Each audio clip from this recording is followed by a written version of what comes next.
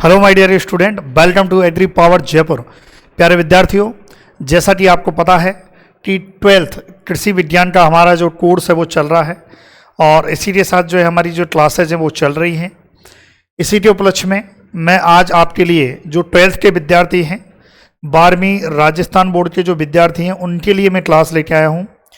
इस क्लास में क्या आपको मिलने जा रहा है, कृषि विज्ञान अध्याय नंबर 1 और इसके जो अति लघुतरात्मक जो प्रश्न हैं और किस प्रकार से जो है आपको बोर्ड में लिखने हैं, किस प्रकार से जो है आपको लिखना रहता है ना, उसकी हम चर्चा करेंगे। क्योंकि आपको पता है जो अति लघुतरात्मक जो प्रश्न होते हैं वो 1 मार्क्स के आते हैं, 8 मार्क्स का आता है।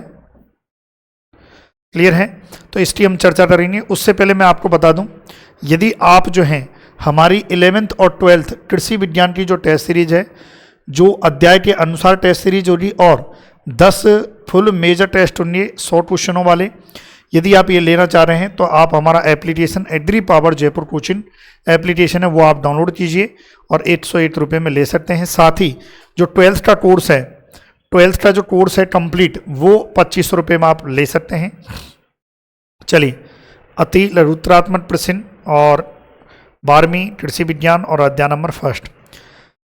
देखिए, क्वेश्चन लिखा है सस्य विज्ञान को परिभाषित कीजिए, है ना। तो इसमें सस्य विज्ञान को भाई कैसे लिखना है, सिंपल सी बात है। जो आपके में लिखा गया है विज्ञान की वह शाखा, यहां पर आपको लिखना है उत्तर 01। फिर आपको लिखना है विज्ञान की वह शाखा, विज्ञान की वह शाखा जिसमें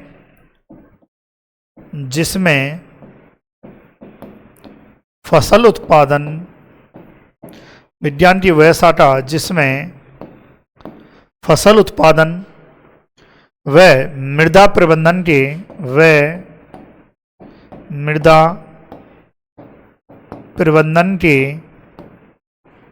सिद्धांतों, है ना।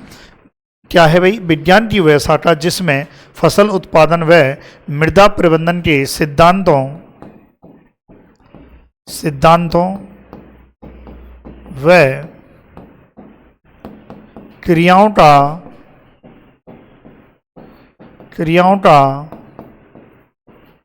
अध्ययन किया जाता है, सस्य विज्ञान कहलाती है। किया जाता है सस्य विज्ञान कहलाती है। क्लियर है भाई? विज्ञान की वह शाखा जिसमें फसल उत्पादन व मृदा प्रबंधन के सिद्धांतों व क्रियाओं का जो अध्ययन है वो किया जाता है, वो क्या कहलाता है? सस्य विज्ञान कहलाता है। यदि आप इतना लिखते हैं तो आपका 8 मार्क्स 1 मार्क्स हो जाएगा। भाई क्या है कि जिसमें सस्य विज्ञान क्या है, 3 शब्द इसमें ध्यान रखने हैं, है ना भाई। एक तो सस्य विज्ञान की जब हम बात करेंगे तो फसल उत्पादन की बात करेंगे, ऑब्वियसली बात है।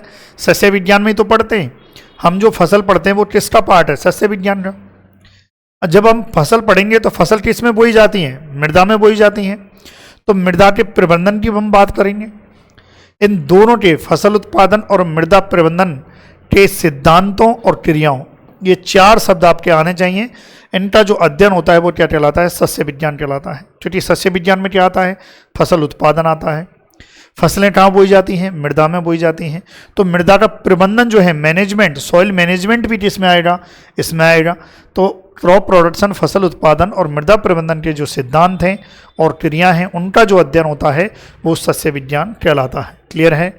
चलिए आप लिखें, वीडियो पॉज करें और लिखें। फिर आगे बढ़ते हैं। सस्य विज्ञान की आवश्यकता किन क्षेत्रों में है? सस्य विज्ञान की आवश्यकता किन क्षेत्रों में है? देखो, ये क्वेश्चन है कि भाई सस्य विज्ञान की आवश्यकता किन क्षेत्रों में है।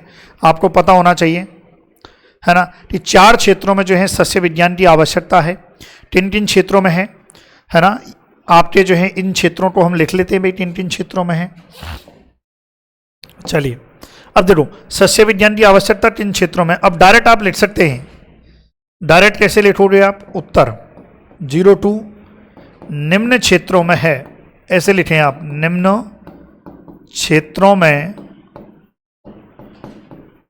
है। अब इसमें क्या होता है, कई बार हमें ये नहीं पता होता कौन सा क्षेत्र है, तो आप जो है तुक्के से, यदि आपको नहीं पता है ना, तो तुक्का मार के कुछ तो इसमें लिख के आना कि किन क्षेत्रों में है। आपकी सस्य विज्ञान की जो पुस्तक में लिखा हुआ वो 4 क्षेत्र हैं।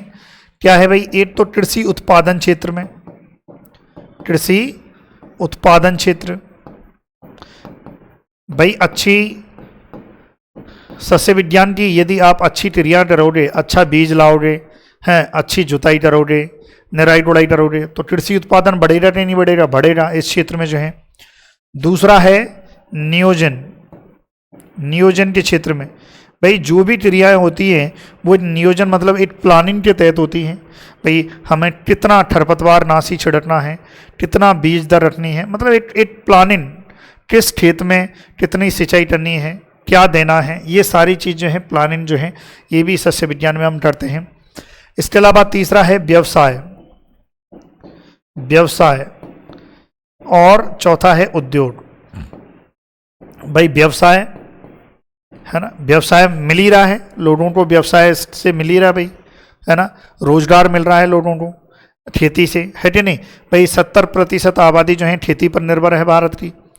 उद्योग की बात करें तो डिफरेंट टाइप के जो हैं लघु उद्योग हैं वो भी जो हैं, जैसे जूट उद्योग है, इसके अलावा राइस मिल उद्योग है, छोटे छोटे स्मॉल जो उद्योग हैं वो भी प्राप्त हो रहे हैं। समझ रहे हो, मतलब उद्योग जो हैं इसमें सस्य विज्ञान के क्षेत्र में जो है डेवलप किए जा रहे हैं, समझ रहे हो। तो ये याद रखें, आपका आपने ये 4 शब्द लिखे तो भी आपका सही है, ये नहीं पता है ना तो तुक्का मार के कुछ भी लिख के आ जाना, लेकिन लिख के जरूर आना, ये ध्यान रखें। चलिए आगे बढ़ते हैं। मृदा उत्पादकता को, मृदा उत्पादकता को परिभाषित कीजिए। मृदा उत्पादकता को परिभाषित कीजिए। अब इसको सोचो आप, क्या हो सकता है, क्या हो सकता है। मृदा उत्पादकता को परिभाषित कीजिए। चलिए अब देखो, सबसे बड़ा सवाल है कि आपको इसमें लिखना है कि भाई इसको परिभाषित कीजिए। उत्तर 3। अब पहले तो आपको यह पता होना चाहिए कि भाई मृदा उत्पादकता, सॉइल प्रोडक्टिविटी होती क्या है। देखो 1 हेक्टेयर से कितना उत्पादन हो रहा है, ये क्या होती है, मृदा उत्पादकता होती है। यानी कि 1 हेक्टेयर आपकी जो जमीन है उससे कितने कुंटल या कितने केजी, कितने ग्राम आपका जो फसल है वो उत्पादन हो रहा है, वो क्या रहती है, मृदा उत्पादकता रहती है प्रति हेक्टेयर। अब ये हमें पता है, अब इसको भाषा शैली में हम लिख लेते हैं कि क्या रहती है मृदा उत्पादकता।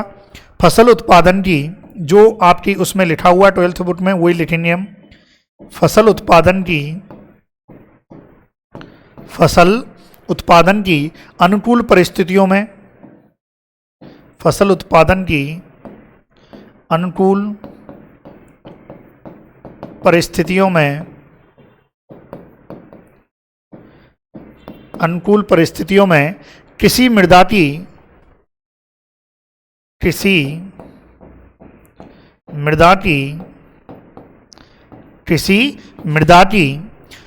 फसल पैदा करने की क्षमता को, फसल पैदा करने की क्षमता को क्या कह रहा है कि फसल उत्पादन की अनुकूल परिस्थितियों में किसी मृदा की, यानी कि किसकी बात हो रही है, सॉइल की फसल पैदा करने की क्षमता को क्या कहते हैं, मृदा उत्पादकता कहते हैं। मृदा उत्पादकता कहते हैं। अब देखो ये तो बात हो रही, अब इसमें एग्जामिनर आपको आधा नंबर देगा। अब पूरा नंबर बोले सर, देखो ये भी अपने को डिफाइन करना होता है कि पूरा नंबर किस में मिलेगा। तो इसमें एक और लाइन आपको लिखनी पड़ेगी इसे, क्योंकि भाई क्या कह रहा है, मृदा की फसल पैदा करने की क्षमता। अब जो फसल पैदा हुई है, या तो आप इसको डिनोट कर दो भैया इतने रुपए प्रति क्विंटल हुई है, या इतना केजी प्रति जो है हेक्टेयर हुई है, समझ रहे हो। रुपए के रूप में भी बोल दो कि भाई 1 हेक्टेयर से इतने रुपए प्राप्त हुए, कोई भी फसल है, फसल आई और उसको बेचकर इतने रुपए प्राप्त हुए, तो इसे रुपयों में इसे रुपयों में या प्रति हेक्टेयर उपज के रूप में, या प्रति हेक्टेयर उपज के रूप में, या प्रति हेक्टर, हेक्टर लिख लो हेक्टेयर की बजाय हेक्टर, प्रति हेक्टर उपज के रूप में, उपज के रूप में, प्रति हेक्टेयर उपज के रूप में प्रदर्शित करते हैं। क्या है? के रूप में मापते हैं, ऐसे लिख लो मापते हैं। ये आपका पूरा नंबर है ना, ये आपका पूरा नंबर मिल जाएगा आपको। इस समझ रहे हो, ये याद रखें। देखो जो मृदा, जो उत्पादक जो मृदा है वो उर्वर भी होगी भाई, ये भी एक कॉन्सेप्ट है जिसमें मैं आपको बताऊंगा, है ना। जैसे क्वेश्चन आ जाए आपसे कि भाई मृदा उत्पादकता और मृदा उर्वरता में जो है अंतर लिखिए, ऐसे भी आपसे 12th बोर्ड में आ सकता है, समझ रहे हो। तो अपने को ऐसे इस प्रकार से जो है लिखना है ताकि जो है एग्जामिनर जो है आपको फुल मार्क्स दे सके। अब जैसे देखो मृदा क्षरण को परिभाषित कीजिए। अब आप विचार कीजिए इसमें आप क्या क्या लिख सकते हो, फिर मैं बताऊंगा कि इसमें क्या क्या लिखा जा सकता है ना। चलिए वे विचार कर लिया आपने, देखिए अब सबसे पहले तो विचार कीजिए मृदा क्षरण होता क्या है। मृदा क्षरण क्या होता है? जो मृदा के जो कण हैं उनका एक स्थान से दूसरे स्थान पर जाना ही मृदा क्षरण होता है। बस ये है। अब परिभाषित कीजिए, परिभाषा लिखिए, इसको एक भाषा शैली में लिख लेते हैं। भूमि के कणों को अपने स्थान से उत्तर 4,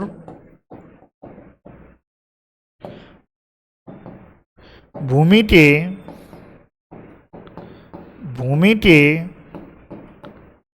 कणों का एक स्थान से, भूमि के कणों का एक स्थान से, या इसको ऐसे लिखो, ऐसे भाषा शैली नहीं बनेगी। भूमि के कणों का, जो आपकी 12th की बुक में देते रखा वही मैं लिख देता हूं। भूमि के कणों को अपने स्थान से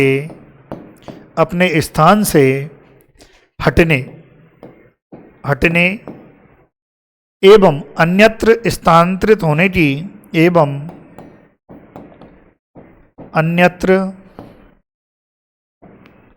अन्यत्र स्थानांतरित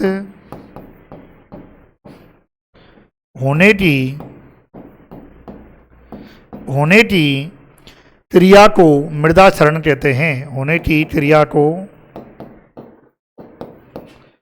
मृदा क्षरण कहते हैं।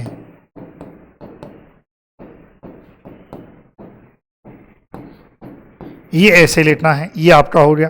अब इसको सिंपल वे में भी आप लिख सकते हो। मृदा के कणों का वायु या जल के द्वारा एक स्थान से दूसरे स्थान पर चले जाना, हट जाना मृदा क्षरण कहलाता है। मतलब कोई चीज़ आपने समझ ली और उसको समझ के भी आप लिख सकते हो, जरूरी नहीं है। ये तो क्या है, आपकी बुक की भाषा शैली है, जरूरी नहीं है आप इसी भाषा शैली में लिखे हो। बस एग्जामिनर को समझ में आना चाहिए कि भाई आपने सही लिखा है। इसको सिंपल वे में कैसे लिख सकते हैं? मृदा के कणों का हवा या जल के द्वारा या अन्य किसी कारक के द्वारा एक स्थान से दूसरे स्थान पर चले जाना मृदा क्षरण कहलाता है। ऐसे भी आप लिख सकते हो, जिसमें प्राकृतिक क्षरण होता है और त्वरित क्षरण होता है। तो इसमें यही पूछा है कि भाई क्षरण क्या है, समझ लो। अब जैसे मृदा क्षरण को रोकने के लिए, अब बताओ भाई, मृदा क्षरण को रोकने के लिए उगाए जाने वाले वृक्षों के नाम लिखो। अब सोचो क्या क्या वृक्ष हो सकते हैं इसमें, है ना। अब देखो भाई मृदा क्षरण को रोकने के लिए वृक्षों के नाम, है ना, जो आपकी 12th की बुक में दिए हुए हैं, है ना। अब इसमें से कोई भी आप 2 वृक्ष लिख लो। देखो उत्तर है, उत्तर 5, केवल क्या लिख रहा है यहां पर, नाम लिखें, इतना बोला है, ज्यादा नहीं बोला है, केवल नाम लिखें। मृदा क्षरण को रोकने के वृक्षों के, अब वृक्ष जो भी आपको याद नहीं है तो कुछ भी लिख देना भाई, याद नहीं है तो कोई भी वृक्ष के नाम लिख देना, पीपल, खजूर, कदम, ऐसे नाम लिखना जो थोड़ा हाँ ठीक लगे, है ना। ऐसे मत लिख देना नींबू, है ना, ऐसे नहीं, जो थोड़ा वृक्ष हैं उनके बारे में लिखना, फलों के बारे में मत लिखना। लेकिन आपकी जो 12th की बुक है उसमें जो लिखा गया है, जैसे कि ठेजड़ी है, नाम लिखें, जैसे ठेजड़ी है, बोले सर किसमें नाम लिखें? आप तो केवल ऐसे नाम लिख दो, ठेजड़ी, शीशम, शीशम, तीसरा नाम रोहिड़ा, रोहिड़ा, चौथा नाम हो जाएगा आपका बिलायती बबूल, बिलायती बबूल, बिलायती बबूल हो जाएगा। पांचवा हो जाएगा इजरायली बबूल, इजरायली बबूल। बोले सर इसके वानस्पतिक नाम भी लिखने हैं क्या? नहीं भी लिखोगे तो भी काम हो जाएगा, क्योंकि 1 मार्क्स में आपसे पूछा गया है, तो 1 मार्क्स में इतना ही सफिशिएंट है। बाकी लिखना क्या है तो प्रोसोपिस सिनेरेरिया होता है, शीशम का जो होता है डेलवर्जिया शीशो होता है, रोडा का जो है टेकोमेला अंडुलाटा होता है, समझ रहे हो, ये प्रोसोपिस जूलीफेरा होता है, एटेशिया टार्टेलिस होता है। तो ये लिखना चाहें तो लिख सकते हो, लेकिन वो बहुत ज़्यादा हो जाएगा, तब भी आपको 1 मार्क्स दिए जाएंगे, निश्चिंत रहिए, क्योंकि उसमें ये पूछा गया है कि वृक्षों के नाम लिखो, ये नहीं बोला है वानस्पतिक नाम लिखने हैं या नॉर्मल नाम लिखने हैं, समझ रहे हो, तो ये याद रखें। आगे बढ़ते हैं। स्थलाकृति का जल क्षरण से क्या संबंध है? यानी अब देखो ये भी एक अच्छा क्वेश्चन। अब सोचो क्या संबंध है, आपने पढ़ा होगा, सोचो सोचो क्या हो सकता है इसमें, स्थलाकृति का क्या संबंध है, सोचो। चलिए अब देखो, पहले तो आपको यह पता होना चाहिए कि स्थलाकृति क्या है। देखो इंग्लिश में इसे कहते हैं टोपोग्राफी। इस स्थलाकृति का जल क्षरण से क्या संबंध है, मतलब स्थलाकृति से जल क्षरण पर क्या प्रभाव होगा, जल क्षरण ज़्यादा होगा या कम होगा। स्थलाकृति का मतलब होता है भूमि का ऊबड़ खाबड़ होना, ये स्थलाकृति की भूमि की स्थिति जो होती है वो स्थलाकृति होती है, उससे क्या संबंध है ये पूछा गया है। अब आपकी स्थलाकृति का मतलब जो है भाई जो ज़मीन की टोपोग्राफी, ज़मीन का कोई कहीं ऊंची है, कहीं नीची है, कहीं ढलान वाली है, तो वो क्या है टोपोग्राफी, उससे जल क्षरण का क्या संबंध है, जो आपकी 12th की बुक में लिखा हुआ है वो लिखना है आपको। चलिए अब लिख लेते हैं उत्तर 6। उत्तर 6 स्थलाकृति का ढालू भूमि पर क्षरण ज़्यादा होता है। देखो लिखेंगे ढालू भूमि पर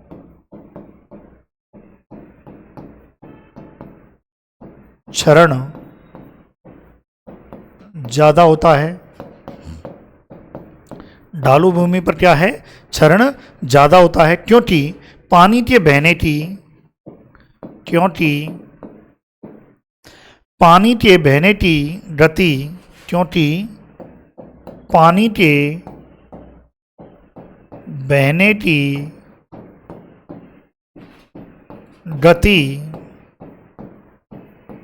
तेज, पानी के बहने की जो गति है वो तेज होती है, तेज होती है। उसकी मिट्टी काटने और बहाने की, उसकी मिट्टी काटने व मिट्टी काटने व बहने की शक्ति, है ना, मिट्टी को काटने व बहने यानी कि बहाने, ऐसे बहाने की शक्ति बढ़ जाती है, बढ़ जाती है। भाई ये क्या कहना चाह रहा है, ये कहना चाह रहा है भाई सीधी सी बात है, कोई ढालू जमीन है, बारिश हुई तो बारिश का पानी बहुत तेज आएगा, बहुत तेज आएगा, तो आप देखो जितनी ज़्यादा ढालू होगी उतना ज़्यादा मृदा क्षरण होगा। आप देखो समतल भूमि पे मृदा क्षरण ज़्यादा होगा कि ढालू पे होगा, तो ढालू वाली पे होगा, जिसमें स्लोप है उसमें तो मृदा क्षरण ज़्यादा होगा। यही तो कहना चाह रहा है कि जल के द्वारा जो क्षरण है वो टोपोग्राफी से क्या संबंध है, ढालू वाली पे ज़्यादा, समतल वाली पे कम, इतना है बस, ये आप लिख सकते हैं, है ना। ऐसे इसके अलावा ऐसे भी लिख सकते हैं, क्या लिख सकते हैं भाई इसमें कि ढाल की लंबाई जितनी ज़्यादा होगी, ढाल की लंबाई जितनी ज़्यादा होगी, ढाल की लंबाई जितनी ज़्यादा होगी उतना ही कटाव, उतना ही कटाव ज़्यादा होगा। क्लियर है भाई यहाँ तक? 8 शब्द है, 8 लाइन है, बस छुट्टी। ये लो 8 नंबर में इतना ही अपने को लिखना है, समझ रहे हो? तो लिखने का एक तरीका आपको आना चाहिए, समझ रहे हो? अब आपके लिए मैं होमवर्क देता हूँ, होमवर्क दे दो। बीज को परिभाषित कीजिए, बीज की परिभाषा आपको क्या लिखनी है वो आपको लिखना है ना? ये आप मुझे व्हाट्सअप करना।